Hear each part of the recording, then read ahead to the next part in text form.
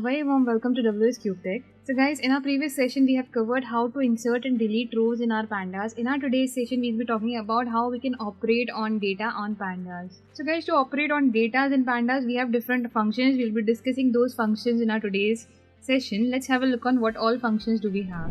First of all, to work on operations we will be importing pandas. So let's write import pandas as pd. Once we have imported pandas as pd, not px, I'll be creating a dictionary over here. So I have already created a dictionary here. I have a dictionary which has name, fees and hobbies. The name has a list over here of John, Peter, Lisa and David, and fees has 5,000, 4,000, 4,000 and 6,500 that the students have paid. Next we have hobbies over here. In the hobbies we have dancing, singing, dancing and art. So these are the columns that we have. If I want to create a data frame out of it, I'll be writing df is equals to pd dot data frame, and here I'll be passing dictionary. Let's print and see what output we will get. So as soon as I'll write df, now as soon as we run it over here, so as soon as I run it, the output that I will get, it would look like this, that we have 0, 1, 2, 3 rows, name, fees and hobbies as columns over here. Now if you want to know the data about the column, like if you want the information about the columns over here, what you can do, you can simply write print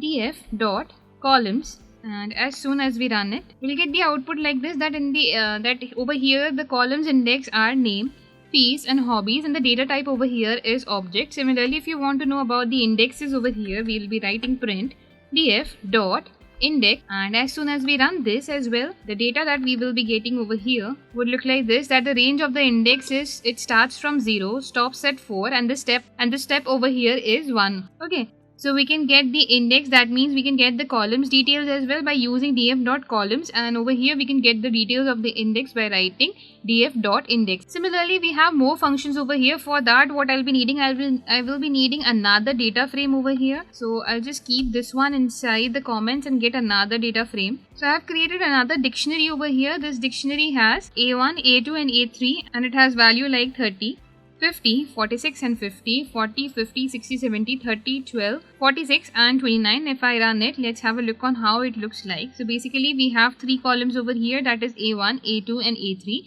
which has values like 31, 50, 46, 50 and 40, 50, 60, 70, 30, 12, 46 and 29. The index over here is, that means the indexes of columns over here. So columns over here are A1, A2 and A3. The range index over here starts from 0 and goes to 4.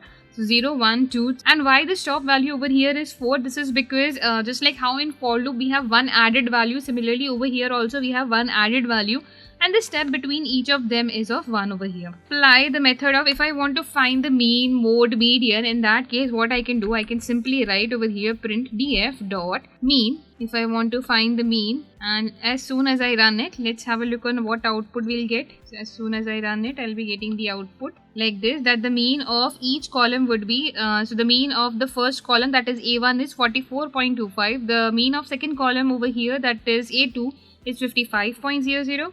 And the mean of third column, that is A3, is 29.25. This is how you can get the mean. Similarly, we can get the median as well over here by writing print and df dot. If you are talking about one single particular column, you can talk about a particular column also over here, and then you can pass its median as well. So if you want it of a particular column, you can just pass a square bracket and we can define the column. For suppose I want it for A1 dot median, and if I run it, the output would look like this, that the median of A1 would be 48.0. Similarly, if you want to find the mode as well, you can just write MODE, that we want to find the mode of A1, and the mode of A1 would be 50. So this is how you can obtain the mean, mode, median as well. You can do it for the whole columns, that means all the columns that are there, or you can define a particular column as well over here. Similarly, if you want to find the sum of a particular row or a particular column, in that case you can write print df.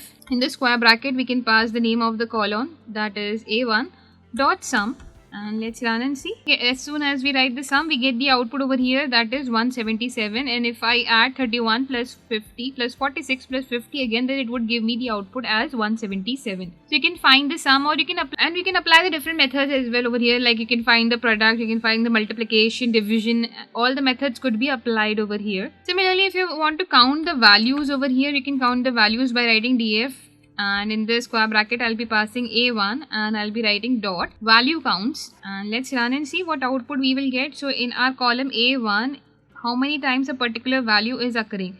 So value 50 is occurring 2 times, 31 is occurring 1 time, and 46 is occurring 1 time. As you can see over here, if I talk about this column, 31 is occurring 1 time, 50 is occurring 2 times, and 46 is again occurring 1 time. So this is how we can find that how many value counts are there. Similarly, if you want to get the unique values over here, we can write print df, and again I'll be talking about the first column. And if I want to find dot unique will give me the unique values over here, and as soon as I run it, the output would look like this, that here we will be obtaining 31, 50, 46. Even though there are 4 numbers in the first column, that is 31, 50, 46 and 50. That means 50 is occurring 2 times, but because we want unique values, unique value over here means that even if the value is occurring, let's say 5 times, 10 times, or maybe multiple times inside one column, still it will give us 1 time only. And if I want to give the number of unique values over here, so for that we will be writing n unique basically. So I'll be just writing another statement for that. So df in the square brackets a1 dot n unique, and let's run and see what output we'll get here. So as soon as I run it, the output would be 3, that the number of unique values over here in our first column is 3.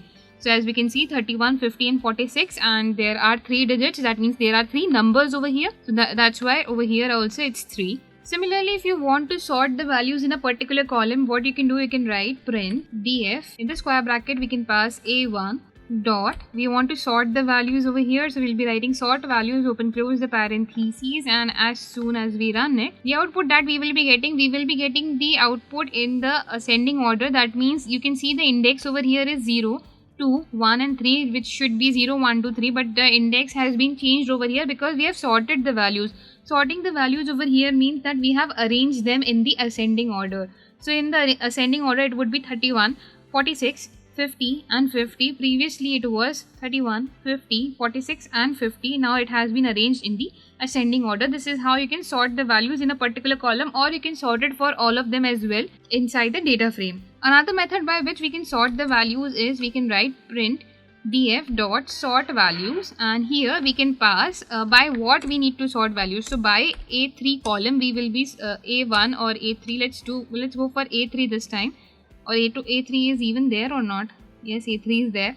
So by A3 column we will be sorting these values, and now if I run it, the output would look like this, that all the values of the data frame will get sorted based on what? Based on our A3 column. So A1 and A2's value will also change. They will not get sorted, but they will change. But whose values will get sorted? A3's value will get sorted over here, and it will affect the whole data frame over here. You can see that because of this, the indexing has been changed to 1302, and the values of A1 and A2 has also changed in the same way. So guys, these were some of the functions that we have covered. If you want to apply the similar functions in the above table, we can apply the similar function.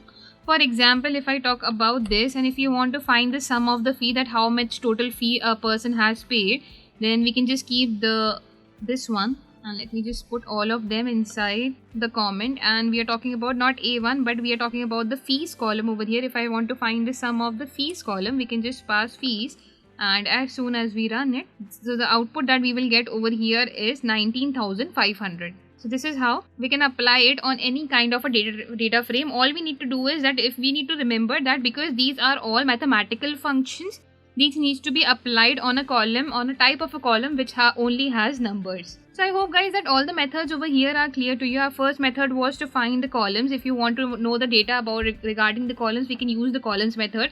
Similarly, if you want to know the data regarding the index, for example, the starting value, the ending value, and the step in between, then we can use the index method. Number third is our mean. That means mean over here means that if you want to find the mean of a whole data frame, you can use the mean method. If you want to do it for a particular column, you can define the column as well. Similarly, you can find the mean, mode, medium of a particular column, or you can do it for the whole data frame as well.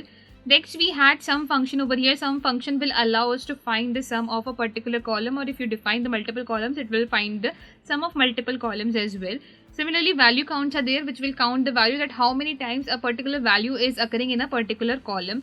Next, we had unique and n-unique. In unique gives us the unique values which are there in our column. Suppose if any value is repeating 3 times, 4 times or 5 times, still it will give us 1 time. Still in the output, it will give it to us 1 time. Similarly, we had n-unique. N-unique gives us the number of unique values. So unique gives us what are the unique values, but n-unique over gives us the number of unique values over here. After that, we had sort values, which allows us to sort the values that we have inside the column in the ascending order. Next, we had sort values by A3. Suppose if you want to sort all the values inside the data frame based on a particular column, in that case you can use df.sort values. That means you have to sort the values in the data frame based on A3 column. So these were some functions that we had over here. I hope you guys have no doubts and no questions. In our next session, we will be talking about how we can delete or insert a row inside our pandas. So stay connected guys, and I'll see you in the next session. Thank you.